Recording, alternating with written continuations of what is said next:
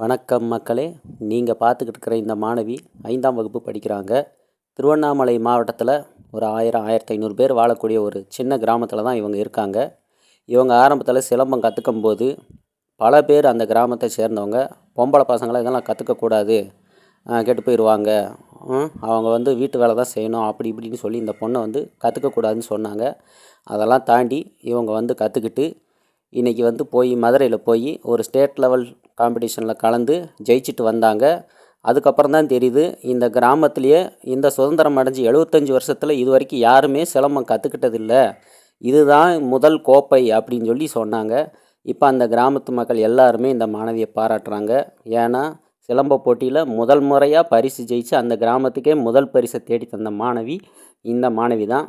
உங்களுக்கு மனசு இருந்தால் இந்த மாணவியை கொஞ்சம் வாழ்த்துங்கள். நன்றி.